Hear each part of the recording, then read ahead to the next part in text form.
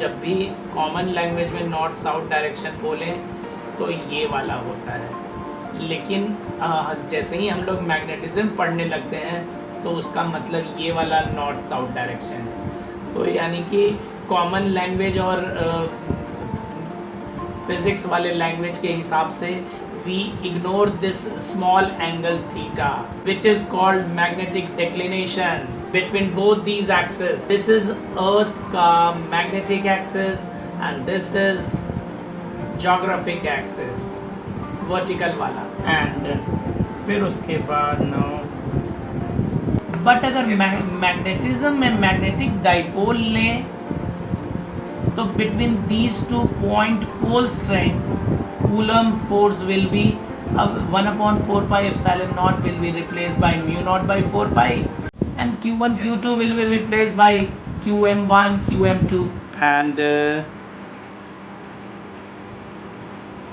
and then फिर अब straight conductor की बात करें पहले, और उसके लिए you need to understand this situation first।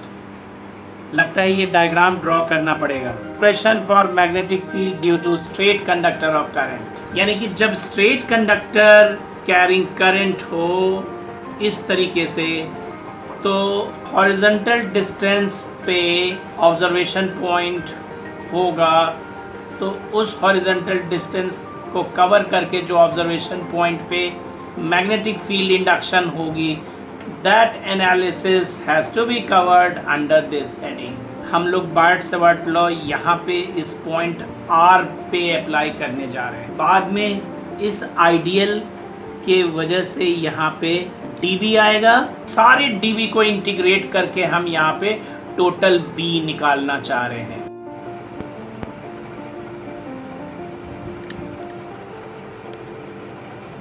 Now here also ये ना फर्स्ट पार्ट के लिए आप ये जो magnetic force F is equal to QV cross B वाला डिस्कशन देना है।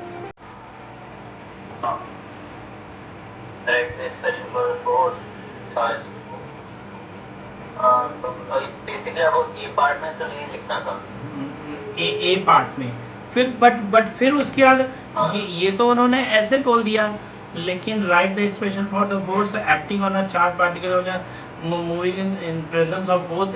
अच्छा, फिर both electric and magnetic field है।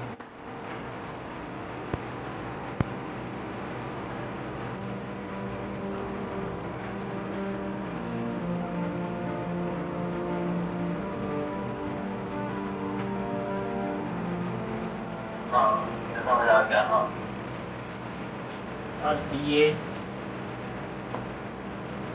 और ये अंदर में continuous, because magnetic field lines has to be continuous.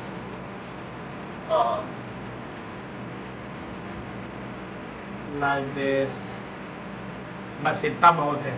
और सिंस ये करंट का डायरेक्शन है तो दिस इज नॉट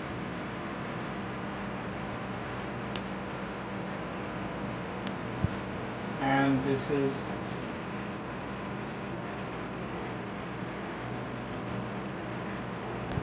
वो वाला अभी कहाँ गया?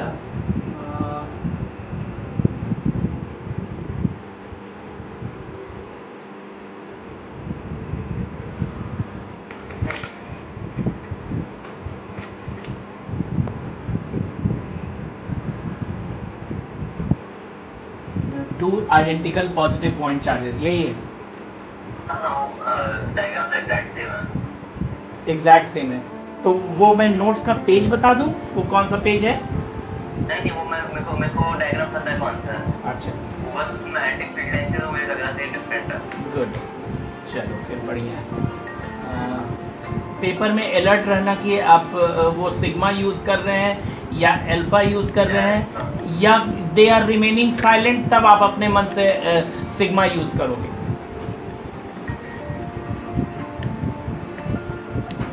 Oh yes, got it. मैं दोबारा उसे फॉरवर्ड कर रहा हूँ। मैंने फॉरवर्ड कर दिया आपको, फिर यहाँ पे भी एक्सेस कर रहा हूँ। देखना क्या वो ये वही क्वेश्चन नहीं है।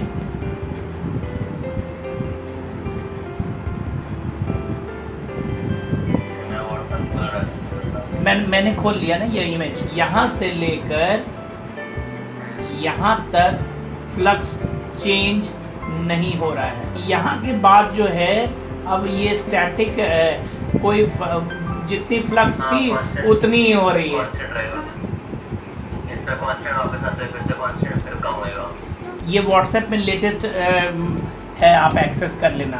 हाँ, देख लिया मैं ऊपर जा। -5 to +5। और अगर हम कार्टेशियन सिस्टम अगर फॉलो करें then also we can work out the same value. तब फिर क्या होगा, यहाँ पे +5 to -5 हो जाएगा। Yes sir. तो भी देखना वो सेम चीज आएगा, लेकिन आप यही वाला चीज करो। ठीक है। तो μ0/4 I/A will come out, only cos phi will be intact inside, yes sir. but differentiation and integration are inverse processes. तो साइन थीटा को डिफरेंशिएट किया तो कॉस थीटा, फिर कॉस थीटा को वापस से इंटीग्रेट किया, we again obtain back to reach back to sin theta. Same way, अब d d theta of cos theta is equal to minus sin theta, so therefore integral sin theta d theta is equal to minus cos theta.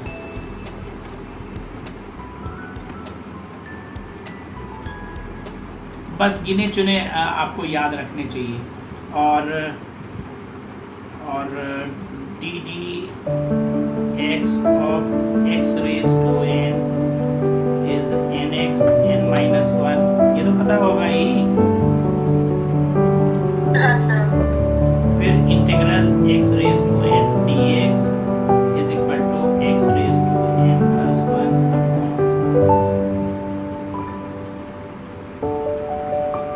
ये भी हो गया। Phi को differentiate करने पर dl is equal to a sec square phi d phi.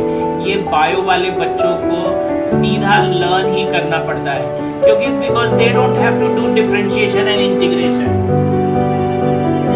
क्यों? Because l को differentiate करने पे dl होएगा। भाई कोई भी लेंथ को आप तोड़ोगे, छोटे छोटे स्प्लिट करोगे, तो छोटे छोटे डिस्टेंसेस में उन्हीं के डिस्टेंस में तो स्प्लिट होएगा। तो L को dl हो गया, because L is variable and A is constant, A will be constant, and now tan phi का डिफरेंशियल sec स्क्वायर phi हो, so that's why। और फिर आगे में since variable is right hand side का वेरिएबल phi है, तो d phi आगे लग गया। वो ऐसा इसलिए बिकॉज, और हमारे फाइनल एक्सप्रेशन में I, A एंड phi है, जबकि अभी प्रेजेंटली तो हमारे को dl है, थीटा है, r है। इन तीनों चीजों को हमें तो एलिमिनेट करना होएगा। अब हमारा अगला टारगेट है इस थीटा और r को भी एलिमिनेट करना। बोथ द एक्यूट एंगल का sum should be 90 degree, that's why 90 degree sin theta is equal to cos phi लिख दिया था डायरेक्टली है। why? because sin थीटा और cos phi के जगह पे 90 माइनस थीटा बोल सकते हैं, ये तो हमें पता ही है। और cos 90 माइनस phi ना,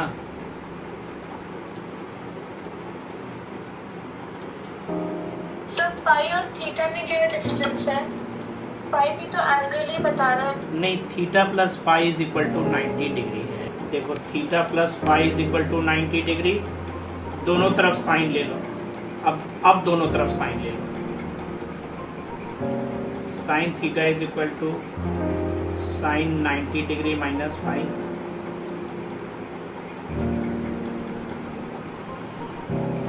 Therefore sine theta is equal to cos phi. ये अब बात डाइजेस्ट हुई या नहीं, क्योंकि ये कॉम्प्लीमेंट्री एंगल का तो ये तो ना हाँ सर ये तो 9th-10th में पढ़ते थे ना, साइन और कॉस में कॉम्प्लीमेंट्री एंगल का चक्कर रहता है आपस में म्यूचुअल। ठीक है, तो मैंने बस वही अप्लाई किया। एक भी चीज तुम्हें 11th एंड 12th का मैथ्स नहीं तुम्हें कराऊंगा।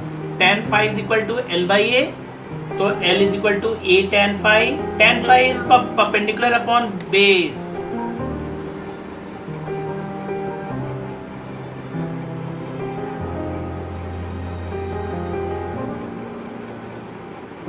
देखो दिस इज परपेंडिकुलर, ट्राइंगल उल्टी है, बेस तो नीचे होती है ना। This is base and this is perpendicular, तो tan phi is L by A.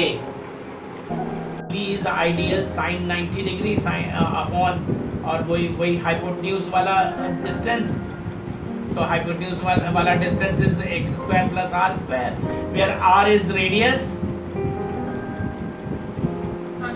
and x is distance। ये वाला देखो है ना, करेक्ट। सब तो फॉर्मेलिटी है। तो यानी कि dv sin phi का integral, so mu naught by 4 pi I d l upon x square, और ये sin phi इज